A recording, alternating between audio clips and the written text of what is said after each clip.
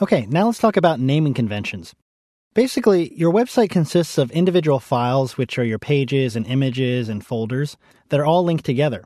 Naming these files properly is a vitally important aspect of good web design, and there are some basic rules that you need to follow. Now, some of these rules are a little less crucial than they used to be, and a lot of today's browsers and servers will let you fudge a little, but I still think it's a good idea to do things the right way.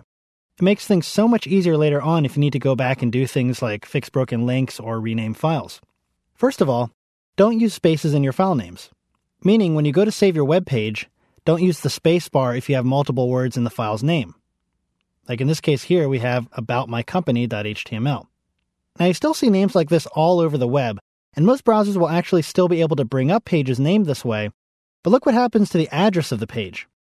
Every time a space appears, you see this little percentage sign followed by a 20, which is the way of denoting spaces in web addresses. In addition to being pretty ugly, imagine trying to tell somebody that the address of your web page is tcloud.com/about%20my%20company.html. If you really need to separate words in a file's name, try using either a hyphen or an underscore character. Like we see here, these are underscores.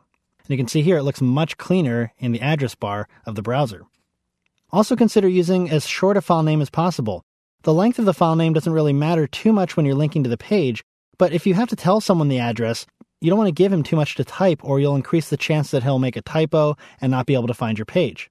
So for example, instead of calling this page aboutmycompany.html, there's probably very little reason I can't just call it about.html.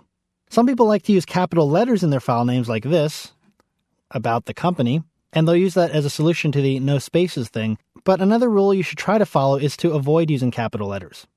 Again, capital letters are okay in most situations, but some Unix servers are case sensitive, and you'll have to remember exactly how you capitalize things each time you want to bring up a page. So it's much easier just to leave everything lowercase and use underscores to denote spaces.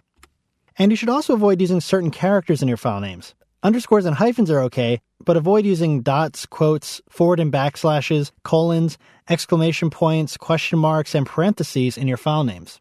Things like dots are reserved for placing before the file's extension, and slashes are used to indicate that a file is a nested directory.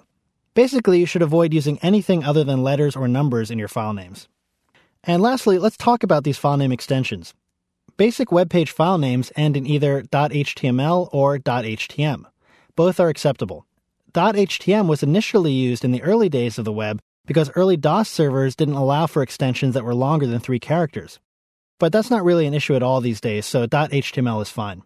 But you really should just pick one and stick with it. Don't have some pages that end with .htm and others that end with .html within the same site. It might cause confusion, especially if you have identically named files in a folder like index.html and index.htm.